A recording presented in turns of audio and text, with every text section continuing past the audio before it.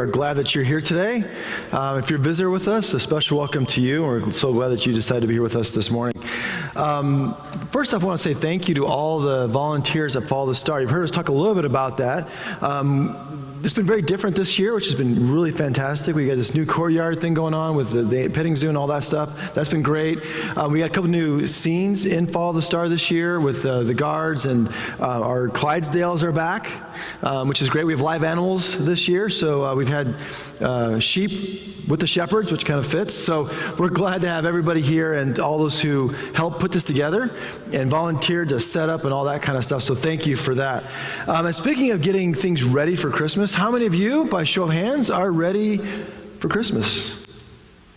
Yeah, a couple. I got your tree up? Who's got a tree up? Raise your hand. Okay, that's not too bad. How many have their cards sent out? Nobody. Okay, how many have their cookies made? Made the cookies yet? Okay, how many of you would rather just put your feet up on the couch and talk about decorating? Watch a movie? Yeah, okay, so last Sunday night, we have family dinner at our house. We invite all the kids and their boyfriend, girlfriends over to the house every Sunday night for dinner. And last Sunday night was family dinner with Christmas decorations. But no one wanted to decorate. We unanimously decided that it'd be better to watch a Christmas movie, right? So we did that. The problem came in determining what is a Christmas movie. We had a lot of debate over what to watch. And so Stacy had her idea of a Christmas movie. And then me, Jacob, and Luke, the guys, had our view of what is a Christmas movie. And they're very different. So we went to the internet, because the internet always tells the truth, to look up what is a Christmas movie. And we looked at Rotten Tomatoes to find the top Christmas movies of all time, so we can pick from that list. So how many of you have seen the #1 Christmas movie of all time? This one right here, It's a Beautiful Life, or Wonderful Life, sorry. Who's seen this one? Raise your hand. Like everybody, except for you two. Really? You need to watch the movie, man. It's the #1 Christmas movie of all time. Okay, #2 is Miracle on 34th Street. Who's seen that one? All right, there we go. That's better. You still do that? Really? What are you watching, Grinch? Okay, the #11 Christmas movie of all time is A Christmas Story. Who's seen this one? 2 hands go up. Okay, there you finally. All right, we got you at #11. #21, Elf. Who's seen Elf? Everybody's seen Elf, right? It's 21. Now, here's the thing. My family, because it was 3 guys against Stacy. I think you were there last week, Abby? Yeah, you were there. So it was 3 against 2. It was 3 against 2. All right, you're so memorable. We picked the #9 Christmas movie of all time. We picked #9. #9 is Die Hard. That's a great Christmas movie. Now here's the thing that Die Hard teaches us about Christmas, right? Die Hard teaches us, it's a Christmas movie, #9 of all time, Die Hard. Here's the thing it teaches us. Not all Christmas stories are alike, right? Some stories are very different. We've been studying this Christmas the Gospel of John. And John's telling of the Christmas story is way different than what we're used to. We are used to hearing about mangers and angels and magi and shepherds and mangers, all that stuff. But John's gospel has none of that in John's gospel, just none of it. And so we've been looking at that because what John's interested is not so much how Jesus came. What he's interested is who showed up, right? Who was it that shows up at Christmas? Not how he shows up. And one of the things that he says, we said this a couple weeks ago in our first message in this series, in the first 5 verses of John, is that who shows up is the Word of God and the light of life. He uses these big philosophical Greek words to describe this one who comes as the very expression, embodiment of God's creative thought. If God speaks creation into existence, that speech, that word, is going to show up in real life to us and bring light that can overcome any darkness. That is who is coming. And then last week we said John goes a step further in the 14th verse, that he says that word and that light not only came, but that word and that light tented with us. lived among us. He came to live among us and die as one of us. He is like literally in your backyard because he wants no separation, no distance between us. And that's why he came, to be with us, Emmanuel. But in John's story, again, still in the first chapter of John, there's a tragedy. There's a tragedy that when this word and this light shows up, something doesn't happen. Take a look at verse 9 of John chapter 1. It said, the true light, which enlightens everyone, was coming into the world. He was in the world, and the world came into being through him, and yet the world did not know him. He came to what was his own, and his own people did not accept him. They didn't accept him. They didn't recognize who he was.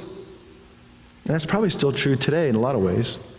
We live in an incredibly skeptical time. And not just of the church, but of everything. We're just a skeptical people. And that includes Christians. That includes Christ followers. They were skeptical of us. And by the way, in some cases, for good reason. There was a report that's coming out of Canada that did a study on Christianity in North America. Christianity in North America. And now the report's not fully up, but the preliminary reports are out. I read those, and it was striking in what it does talk about that I didn't expect. Now, when you talk about a declining church, and we know for decades that the church has been in decline in North America. And they've done studies to show this, and we get that. And this study does some of that. They talk about, worship styles. They talk about preaching. They talk about theology, that stuff we think about. But they also ask some questions that I didn't think to ask, that I wouldn't have thought to ask. They asked. And they really reveal something important about a declining church and a skeptical world. They said this: in thriving and growing churches, thriving and growing churches were more diligent in things like prayer and Bible reading. I'm thinking, well, of course. I wouldn't even have thought to ask that or wonder about that. It's kind of core basic stuff, right? But they said it's clear that thriving and growing churches are diligent in prayer and Bible reading. Then they went on and said this: 71%, almost 3/4 of clergy in growing churches read the Bible daily, compared to 19% from declining churches of their clergy read the Bible every day. 46% of people attending growing churches read the Bible once a week, compared to 26%, about half of that from declining churches. 100% of clergy and 90% of worshipers agreed that God performs miracles and answers to prayer in growing and thriving churches, compared with 44% of clergy from declining churches, over half. And I read that, I'm thinking, wow, that's surprising. I mean, I get it. But I think what's going on is our world, our culture is asking, hey, is God involved in our lives anymore? Is God really with us? Does God really care about me? And look to the church for the answer to that question. If we're going, maybe, I don't know, sort of. If we're not committed to our own faithfulness, we're not committed to us following Jesus, then they're going to look to us and go, why should we listen to you? Why should we bother following you? Why should we bother getting involved? Because you don't seem to care. I think that's what this survey is saying. And that's kind of where John's gospel takes us. Right? Here's Jesus showing up, and no one seems to care. Right? But now, in this gospel, in this first chapter, he's going to have this revelation of who Jesus is and how he shows up. And in this story, we begin with a guy named John. Now, not the John who wrote this gospel, but a John who is the cousin of Jesus. We call him John the Baptist. About the same age of Jesus. And he goes and he is going to prepare the way, it says, for Jesus to show up and begin his ministry. Now, John's kind of a bit crazy, it seems. He teaches in the desert, like in the middle of nowhere desert. He's out there teaching and he's preaching, he's baptizing people. He's wearing camel's hair as clothes. He's eating locusts and wild honey. He's kind of eccentric. But he has a powerful message that people trust, and they listen to him. And they leave the cities, they leave Jerusalem and Jericho and places like that, and they travel into the desert to hear what this guy's got to say. And he's so powerful and so persuasive and so trustworthy, has integrity, that they start asking a question. Are you the guy? Are you the one we should be expecting? Are you the Messiah? Are you a prophet? Who are you, John? Who are you? And he says, look, I'm not the guy. I'm not the guy. I'm preparing the way for the guy, but I'm not him. And then one day, Jesus actually shows up. Here comes Jesus walking in the desert. Here he comes to John. And John says, that's him. That's the guy you've been looking for. People saying, that guy? Yep, that guy. Ever see someone you didn't expect? Ever had that happen to you? Like someone just walks, you don't know who they are, you don't expect them to show up, and they show up. Well, I got someone to help me today. You guys know this guy. You should know this guy. This is Captain Nick Stavlin, U.S. Army chaplain. Yeah. If you don't know Nick was the executive minister here for about 7 years. And he is back. He's about to deploy to Iraq. And he's here to share some time with us and with his family. And so he's going to help us out today. Sure. All right. If I haven't met you, my name's Nick. My wife Tracy is around today too, so if I haven't met you, I'd love to shake your hand. I used to work here until I moved to Fort Bragg, North Carolina, home of the Airborne and Special Operations Forces, which means we go places nobody else likes to go. Love the desert of Scottsdale, but I don't always love the deserts of Iraq. But all that to say, we're in John 1 today, so let's picture the scene. Frank's painted it for us. Let's flesh it out. Let's flesh it out even more. So John the Baptist himself has disciples, like people who follow him, guys who follow him and want to be like him. And so two of these disciples, they're following John the Baptist, and they have this whole encountering Jesus moment. So John the Baptist sees this man, and he says, that's the Messiah. Now, there was no, news bulletins. There was no, the Guardian Mail. There was no emails. There's no texting or Snapchat. There's no way that we can think of or that John the Baptist would have seen Jesus the Messiah before. Now, I guess, maybe he could have seen him around and then, heard rumors oh, that's the guy. But I'm really assuming here that John the Baptist sees the man Jesus for the first time, and there's, something about him. And so he says, wow, there's the Messiah.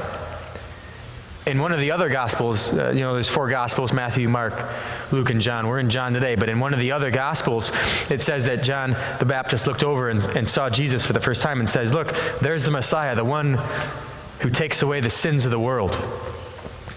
So whatever John the Baptist said, he kind of sold himself out of a job, essentially, because his disciples, a couple of them that were following him, literally just left. Oh, that's the Messiah, that's him, that's the Messiah. Okay, we're going to go over here. So they literally leave John and begin following Jesus. And so Jesus is walking, and now there's 2 more guys behind him now, and he turns around and he asks them this question. He asks them a very simple and a profound question. He says, what are you looking for? It's simple, typical God thing to ask, in my opinion.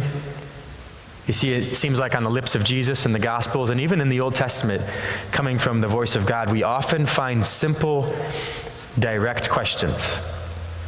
Like in the Garden of Eden, you have the man and woman disobey God, and what does God ask them?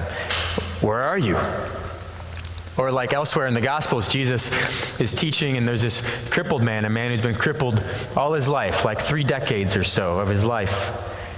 And Jesus walks up to this man, and he asks him a simple but direct question. He says, do you want to be well?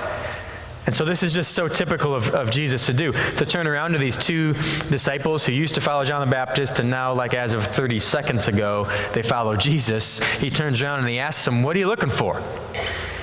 And these guys probably look at each other, and then look at Jesus, probably look at each other, then look at Jesus, and they ask him a question.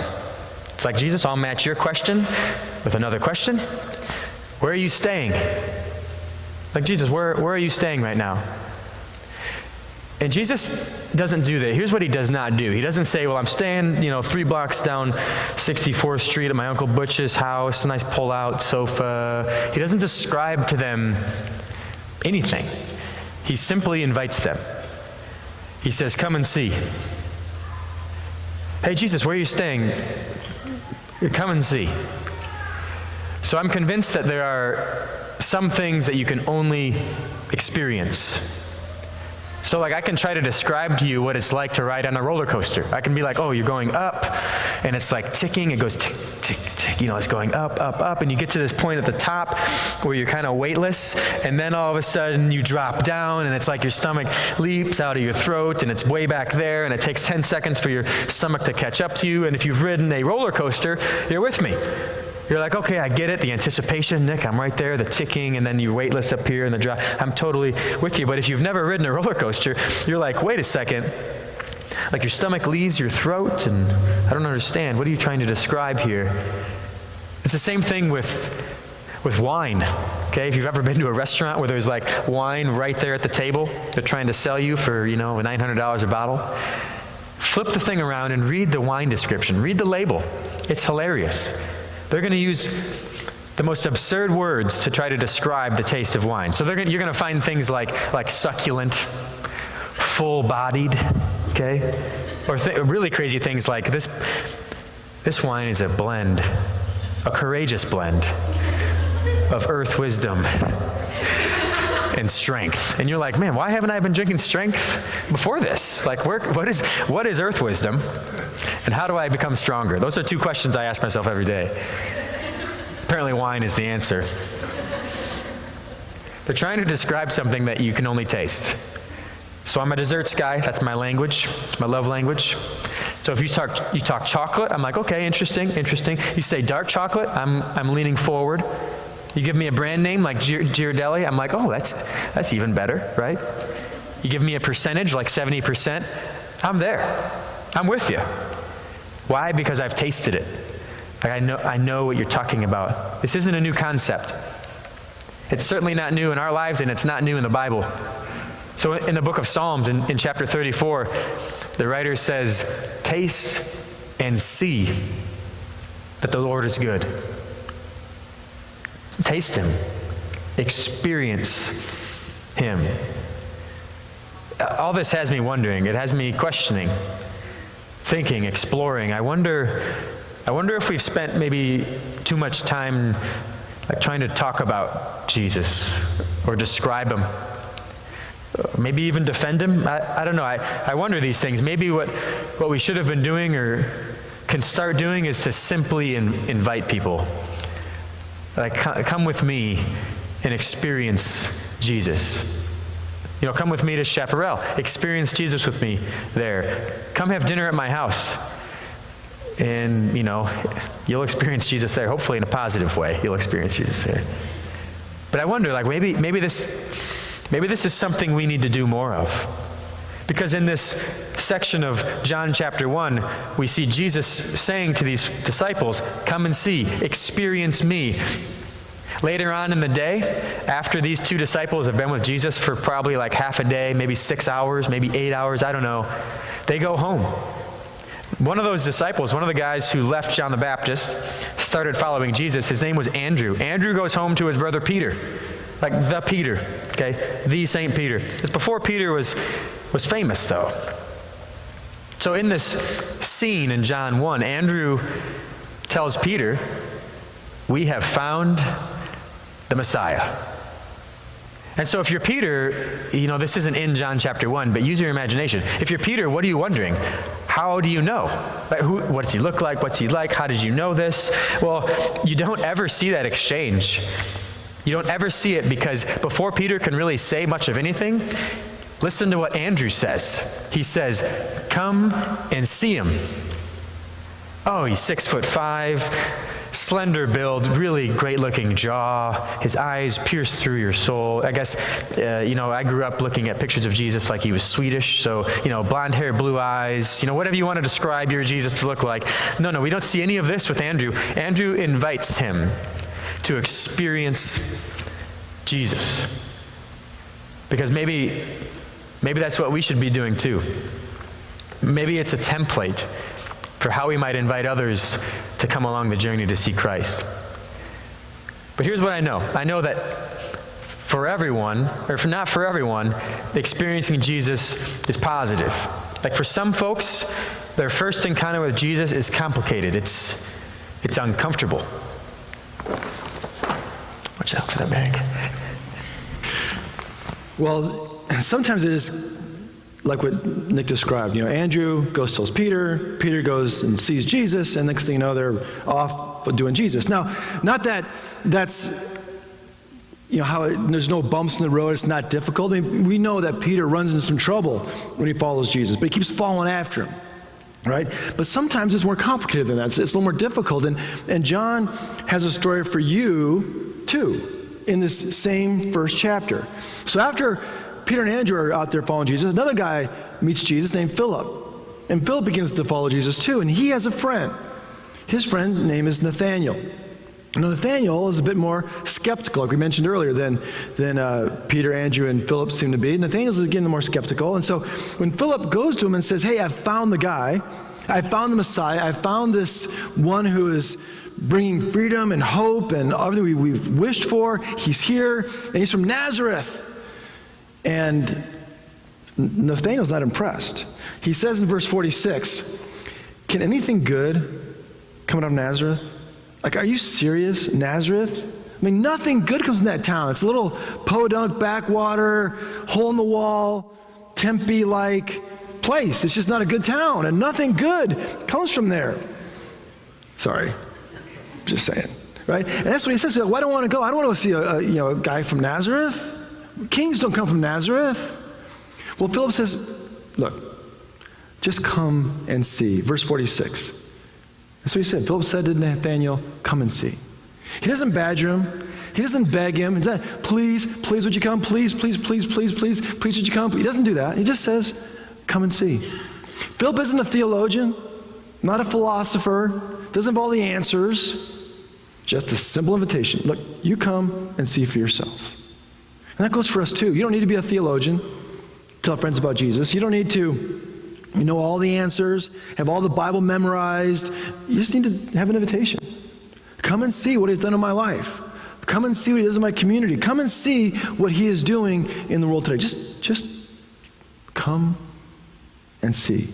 And that's all that Philip does. Just come and see. And Nathanael listens to him. He decides to leave his nice shaded spot under a nice shaded tree and follow Philip to go see Jesus. Now, why did he do that? Because he trusted his friend. We need to be a trustworthy people, folks. If we're going to tell people and say to them, hey, come and see Jesus, we need to be good friends. We need to be trustworthy friends that tell the truth and have integrity. So when we say stuff like, hey, come and see, they'll listen. And Nathanael does. And Nathanael walks up to Jesus. Verse 47, when Jesus saw Nathanael coming toward him, he said of him, here is truly an Israelite, in whom there is no deceit. Kind of weird. Jesus would say that. Here's this guy coming to Jesus, never met him before, says, there he is. There's the guy who tells the truth. Now, what has Nathanael said so far? That Jesus' town's a dump. Right? And Jesus is like, I heard you. Like, I know what you know. I know what you're saying. That my town's a dump. Well, nice to meet you. My name is Jesus, and I'm from Nazareth. And then he goes on, and Nathanael says, well, wait a minute. How did you get to know me? In verse 49. Jesus answered, well, I saw you under the fig tree before Philip called you.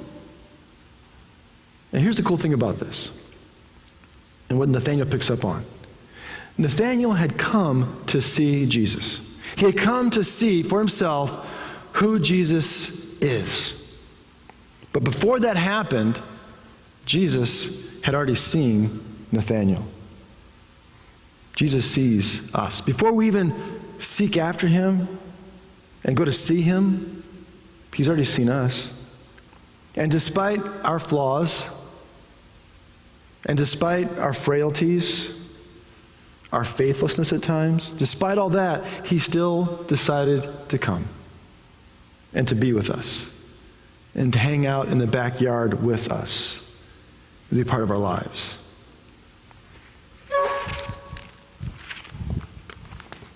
We know that sometimes we meet the Lord, Sometimes we experience Jesus in really odd places. All this stuff in John 1, all the things we're chatting about today, it kind of reminds me of this book. It's a book I read in the last few months called Chasing Francis. Okay, it's a work of fiction, and so for you non-literary folks, that means it's not true. It's just a novel. And in this book, it's about a guy named Chip. Chip is a pastor of like a large, I don't know, mega church, big church, something like this.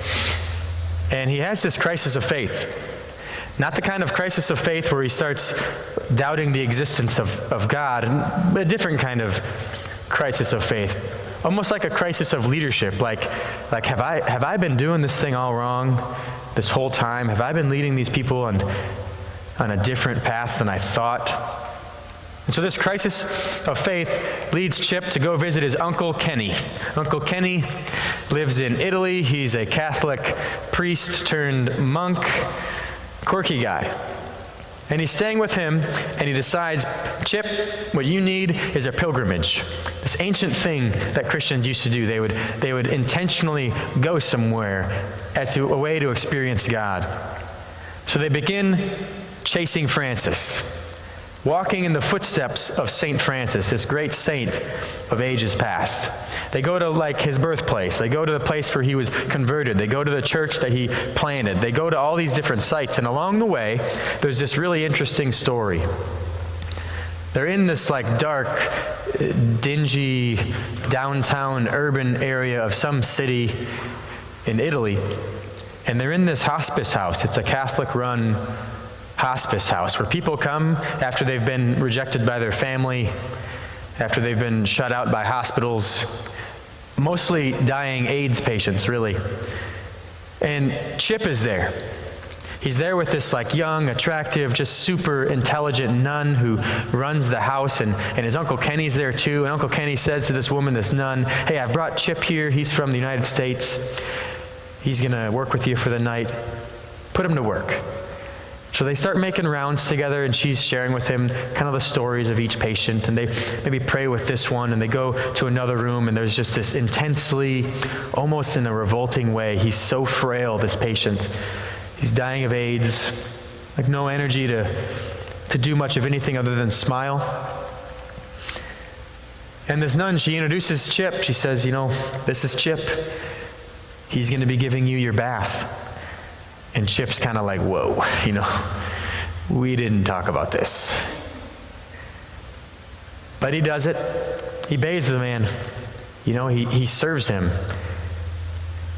And they go downstairs, and there's just this fascinating interchange, this exchange of words. He walks downstairs, and Uncle Kenny, the priest turned monk, he looks at Chip, and he's like, whoa, Chip, you look like you've seen a ghost. What happened? And Chip says something so powerful, I love it. He says, Kenny, I think I just experienced what it looks like to follow God. I think I just experienced what it looks like to follow God. So, as servants of God, you and me, we're sometimes called to dark places, like hospital rooms with AIDS patients, or even to our family's bedside, or even to like our child who's rebelling, our parent who needs aid. We're sometimes drawn inward to our own broken and shattered lives. And in these weird places, in these odd, dark spaces, God meets us. He draws near to us, and we experience him. So as an army chaplain, people often picture, that I'm doing all these every day, just heroic things, serving in the 82nd Airborne Division. I don't know, sometimes I chat with family and they picture that we're just always just saving the world. And it's like, what'd you do today, Nick? I stood in line for 3 hours to get a flu shot with 700 other friends. The mundane things of military life. I could bore you for hours describing them to you. And here's why I share it with you. Because it's in the mundane, everyday things of our lives where we have an opportunity to invite people to experience God. So here's what I'm asking you. I'm asking you to join me in the mundane, everyday ways that we can love people that we can accept them for who they are, that we can lead them on a path that's closer towards Jesus. We can do that. That's the template laid out for us in John chapter 1. You can invite folks to experience God in Chaparral. You can invite folks to experience God at your home. There's so many ways you can invite people. But would you do it? Would you pray about it? Would you explore your life, look inward and outward, and ask, where can I experience God, and where can I invite others to do the same? Would you pray with me?